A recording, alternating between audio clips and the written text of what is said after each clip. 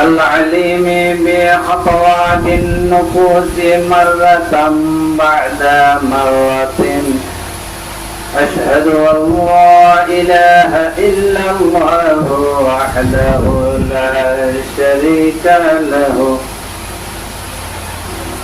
وأشهد أن سيدنا ونبينا ومحبوبنا وبشيرنا ونذيرنا وطبيبنا وطبيب أرواحنا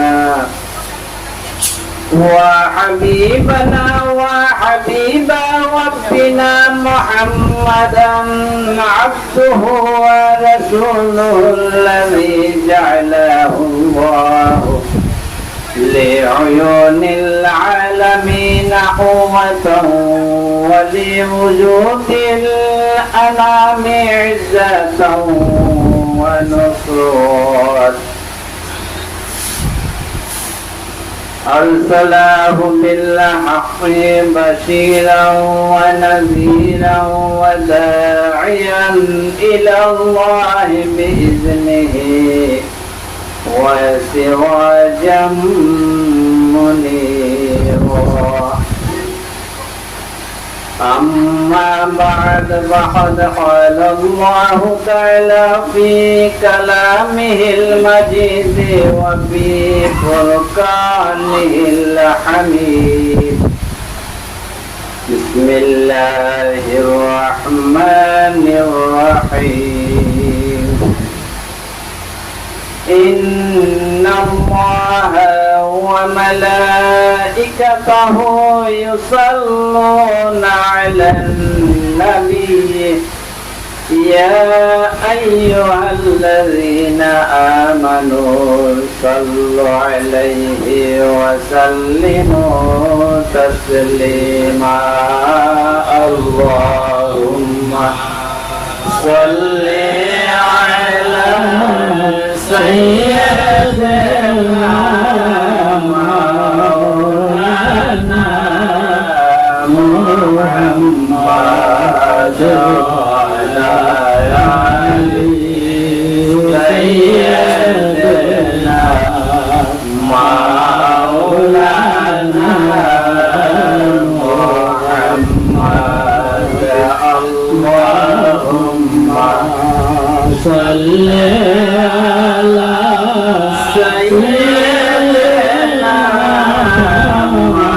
مولانا محمد وعلى آله سيدنا مولانا محمد.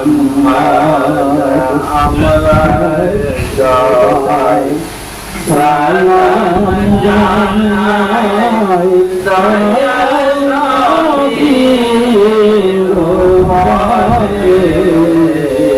আমরা সবাই সালাম জানাই দয়ালু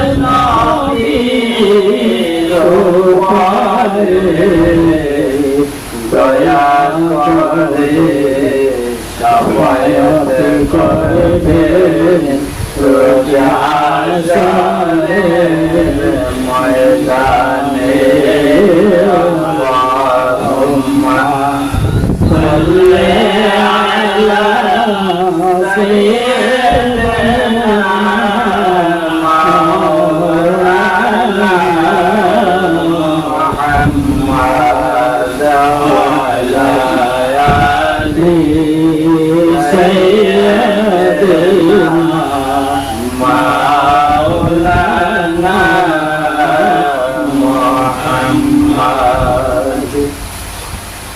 উপস্থিত আশিকে রাসূল তরিকত পন্থী বিভিন্ন দূর দূরান্ত থেকে আগত মেহমান বৃন্দ, আসসালামু আলাইকুম ওয়া রাহমাতুল্লাহ।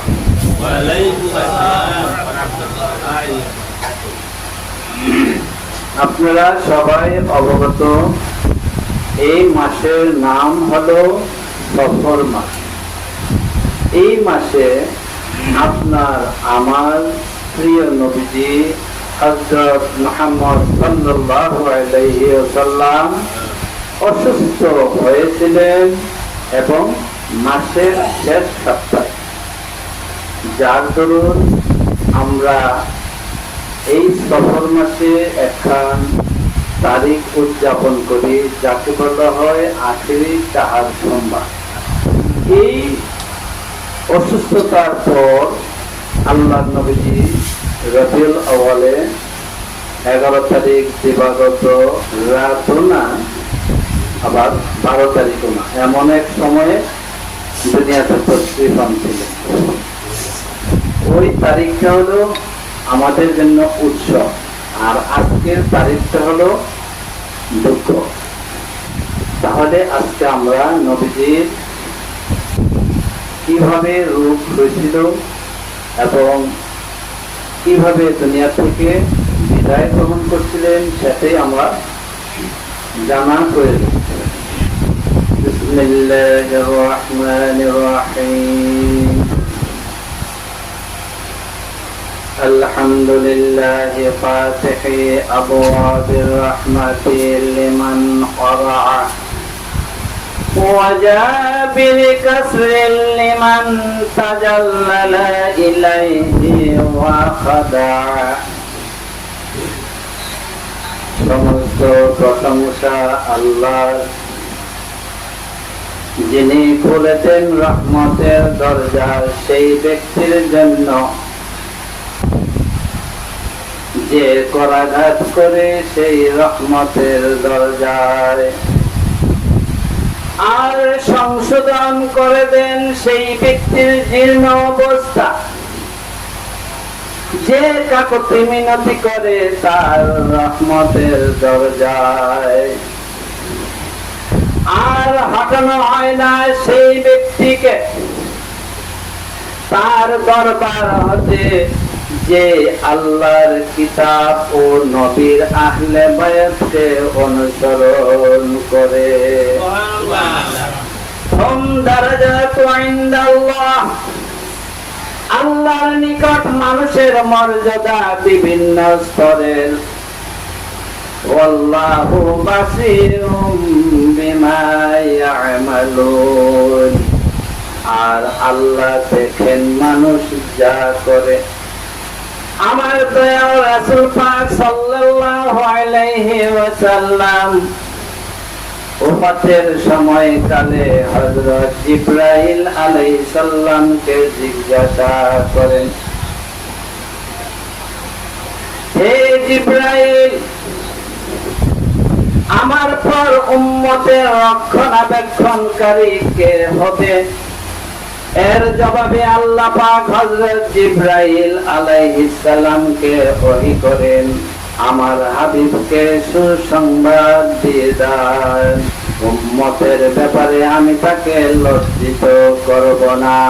হাসরের দিন তিনি সমবেত সকলের সরদার হবেন। সুবহানাল্লাহ। তার উম্মত জান্নাতে প্রবেশ না করা পর্যন্ত অন্যান্য নবীগণের উম্মত জান্নাতে প্রবেশ করতে পারবে না, কেননা জান্নাতের দরজা বন্ধ থাকবে। একথা শুনে নবীজি বলেন, আমি শান্ত ও নিশ্চিত হলাম। সুবহানাল্লাহ। তাহলে আমার দয়াল নবী উম্মতের জন্য কেমন পাগল ছিলেন এই আলোচনার মধ্যেই আমরা বুঝে গেলাম। হযরত আয়েশা সিদ্দিকা রাদিয়াল্লাহু তাআলা আনহা বর্ণনা করেন, হযরত রাসূল পাক সাল্লাল্লাহু আলাইহি ওয়াসাল্লাম হুকুম করলেন 7 কুয়া থেকে 7 মশক পানি সংগ্রহ করে ওহা দিয়ে তাকে গোসল করাতে। আমরা সে অনুযায়ী তাকে গোসল করলাম। তিনি একটু আরাম বোধ করলেন, অতঃপর তিনি ঘর হতে বের হলেন। উহুদের যুদ্ধে শহীদানের জন্য দোয়া করলেন, এবং সাহাবায়ে কেরামদেরকে ওসিয়ত করলেন। অতঃপর তিনি বলেন, আল্লাহ তার এক বান্দাকে দুনিয়ার সমস্ত ধন সম্পদ সুখ শান্তি দান করতে চাইলেন, কিন্তু সে তা গ্রহণ না করে আল্লাহকেই চাইল। একথা শুনে হযরত আবু বকর সিদ্দিক রাদিয়াল্লাহু তাআলা আনহু কাঁদতে লাগলেন।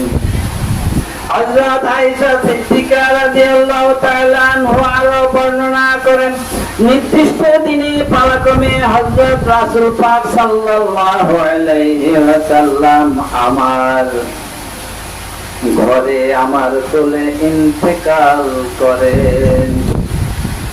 এই দিন আমার মুখের লালা ও তার মুখের লালা আল্লাহ পাক একত্রিত করে দিয়েছিলেন। সুবহানাল্লাহ।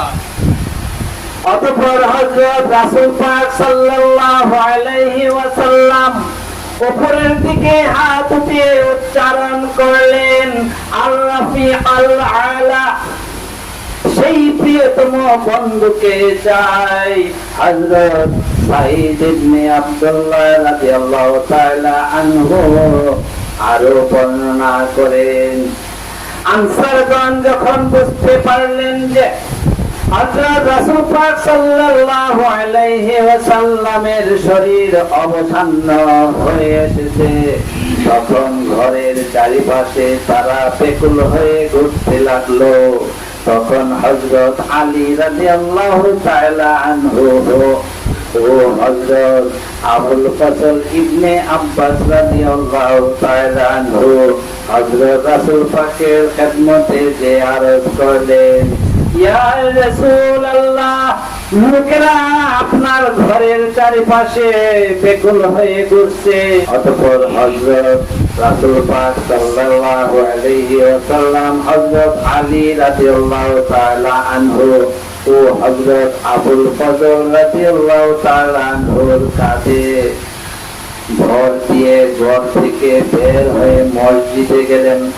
তখন হযরত রাসূল পাক সাল্লাল্লাহু আলাইহি ওয়াসাল্লামের মাথায় ছিল বাঁধা কালো পট্টি। তিনি ধীরে ধীরে অগ্রসর হয়ে মিম্বরের নিচের সিঁড়িতে যেয়ে বসলেন। তখন হযরত রাসূল পাক সাল্লাল্লাহু আলাইহি ওয়াসাল্লাম হাত সম্প্রসারণ করে বললেন, তোমরা আমার হাতখানি ধরো। সাহাবায়ে কেরামগণ হযরত রাসূল পাক সাল্লাল্লাহু আলাইহি ওয়াসাল্লামের হাত মোবারক ধরে রাখলেন। এবার তিনি জিজ্ঞাসা করেন, তোমরা কি বলছো?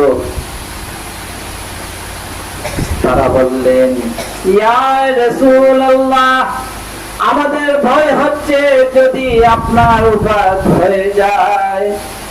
হযরত রাসূল পাক সাল্লাল্লাহু আলাইহি ওয়াসাল্লাম আল্লাহর হামদ ও সানা পাঠ করে বলেন, ও হে লোক সকল, আমি বুঝতে পেরেছি তোমরা আমার মৃত্যুর ভয়ে ভীত সন্তুষ্ট হয়ে পড়েছ। অথচ মৃত্যু কোন বিস্ময়কর বিষয় নয়। আমি কি তোমাদেরকে এই মৃত্যু সম্বন্ধে কোনো কিছু জানাইনি? শুনে নাও, আমি আমার আল্লাহর সান্নিধ্য চাই, তোমারও তার সাথে মিলিত হবে। জগতের প্রতিটি কাজ ও বিষয় আল্লাহর হুকুমেই সংগঠিত হয়, ঠিক কিনা? কোন বিষয়ে বিলম্ব হলে তাড়াহুড়া করতে নাই, কেননা আল্লাহ পাক কারো তাড়াহুড়ার কারণে কোন কাজ সংগঠিত হওয়ার পূর্বে সংগঠিত করেন না। আর যে ব্যক্তি আল্লাহর ইচ্ছার বিরুদ্ধে অর্থাৎ সীমালঙ্ঘন করবে সে পরাভূত হবে। আমার দয়াল রাসূল পাক সাল্লাল্লাহু আলাইহি ওয়াসাল্লাম বলেন, খবরদার, আমি হযরত রাসূল পাক সাল্লাল্লাহু আলাইহি ওয়াসাল্লাম তোমাদের জন্য সত্য ও সঠিক পথের দিশারি অচিরে আমার সাথে তোমাদের দেখা হবে হাউজে কাউসারে সাক্ষাতের প্রতিশ্রুতি রইল। সুবহানাল্লাহ। তাহলে আমরা হাউজে কাউসারে প্যারা নবীর সাথে সবারই সাক্ষাৎ হবে। হযরত আয়েশা সিদ্দিকা রাদিয়াল্লাহু তাআলা আনহা আরো বর্ণনা করেন, হযরত রাসূল পাক সাল্লাল্লাহু আলাইহি ওয়াসাল্লামের ওফাতের দিনটির শুরুতে আরাম বোধ করছিলেন। লোকেরা নিজ গৃহে প্রত্যাবর্তন করে কাজে কর্মে মগ্ন ছিলেন। আমরা সকল বিবিগণ এই সময় হযরত রাসূল পাক সাল্লাল্লাহু আলাইহি ওয়াসাল্লামের খেদমতে সেবা শুশ্রূষায় নিবেদিত ছিলাম। আমরা এরূপ আনন্দ হয়েছি যে আর কখনো এমন আনন্দ বা এমন অবস্থা আমাদের হয় নাই। এর মধ্যে হঠাৎ হযরত রাসূল পাক সাল্লাল্লাহু আলাইহি ওয়াসাল্লাম বলেন, হে আমার বিবিগণ, ফেরেশতারা আমার নিকট ঘরে প্রবেশের অনুমতি চাচ্ছেন। একথা শুনে সকলে ঘর হতে বের হয়ে গেলেন, কেবল আমি ঘরে রয়ে গেলাম। কেননা হযরত রাসূল পাক সাল্লাল্লাহু আলাইহি ওয়াসাল্লামের মাথা মোবারক আমার কোলের উপর ছিল। ফেরেশতারা ঘরে প্রবেশের পর হযরত রাসূল পাক সাল্লাল্লাহু আলাইহি ওয়াসাল্লাম উঠে বসলেন, আর আমি তখন ঘরের এক কোণে চলে গেলাম। হযরত রাসূল পাক সাল্লাল্লাহু আলাইহি ওয়াসাল্লামের সাথে একান্তে কথায় মগ্ন রইলেন ফেরেশতাগণ। অতঃপর ফেরেশতারা চলে যাওয়ার পর তিনি আমাকে ডাকলেন এবং পুনরায় মাথা মোবারক আমার কোলের উপর রেখে শুয়ে গেলেন। এবার সকল বিবিগণকে ঘরের ভিতরে ডাকলেন। আমি জিজ্ঞাসা করলাম, ইয়া রাসূলুল্লাহ, যিনি এসেছিলেন উনি কি হযরত জিবরাইল আলাইহিস সালাম?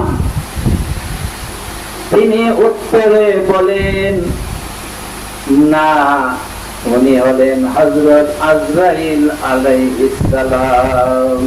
হযরত আজরাইল আলাইহিস সালাম বলেন, আল্লাহ পাক আপনাকে আমার পক্ষ থেকে এবং আল্লাহ পাক আমাকে আপনার নিকটে পাঠিয়েছেন এবং নির্দেশ দিয়েছেন যে আপনার অনুমতি ছাড়া যেন আমি ঘরে প্রবেশ না করি এবং অনুমতি না পেলে আমি যেন ফিরে যাই।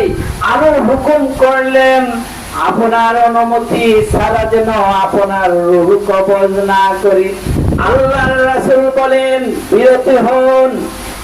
এই সময়টা হযরত জিবরাইল আলাইহিস সালামের উপস্থিতির সময়। হযরত আয়েশা সিদ্দিকা রাদিয়াল্লাহু তাআলা আনহা বলেন, এহেন অবস্থায় আমরা হতবাক হয়ে গেলাম। ইতিমধ্যে হযরত জিবরাইল আলাইহিস সালাম তশরীফ নিয়ে এলেন এবং সালাম দিলেন। আমি তার আগমন ও কথা অনুভব করতেছিলাম। উপস্থিত পরিবার বর্গ ঘরের বাইরে যাওয়ার পর জিবরাইল আলাইহিস সালাম ঘরে প্রবেশ করলেন। অতঃপর বললেন, আল্লাহ পাক আপনাকে সালাম দিয়েছেন এবং জিজ্ঞাসা করেছেন যে আপনার অবস্থা কেমন।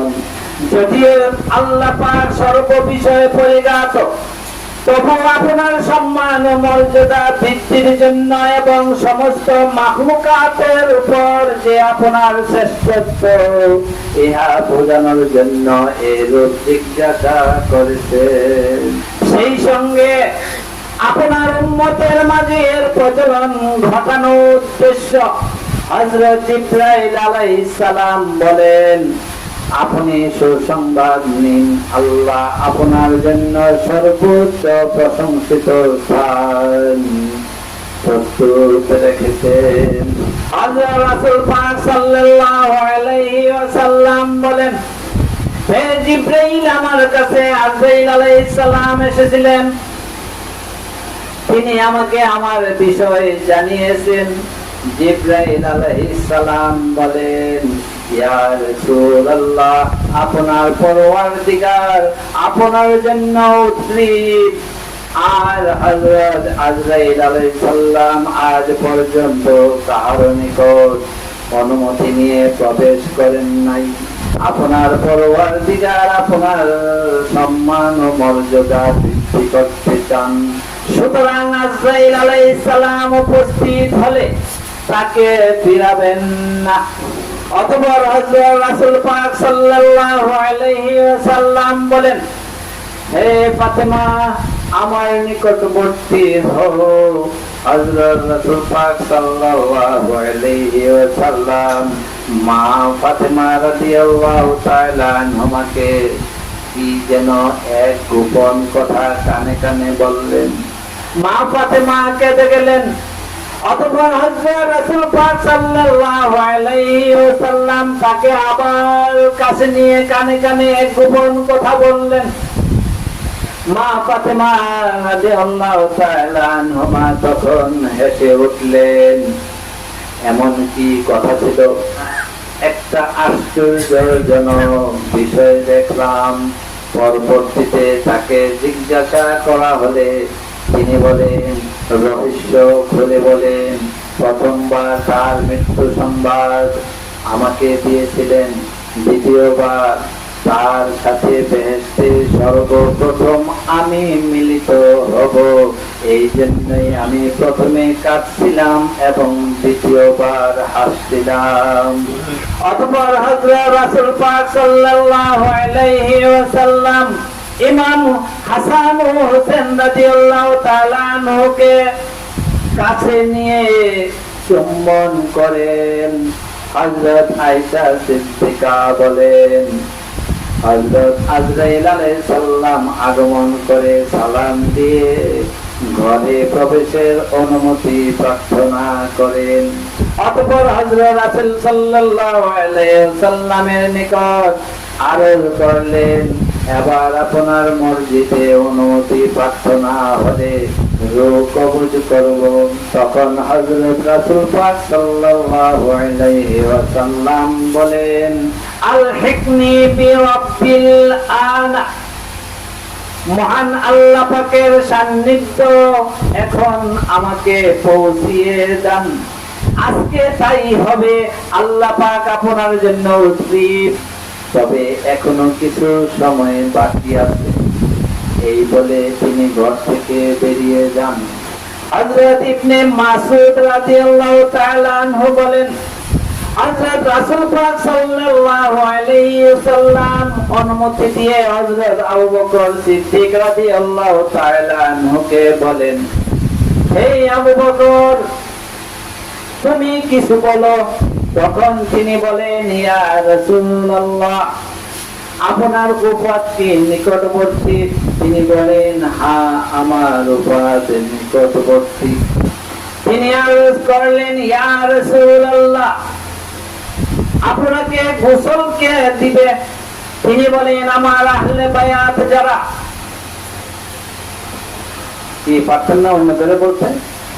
আবার আরজ করলেন, ইয়া রাসূলুল্লাহ, আপনাকে কি রূপ বস্ত্রে কাফন দেওয়া হবে? তিনি বলেন, আমার পরিহিত এই পোশাকে।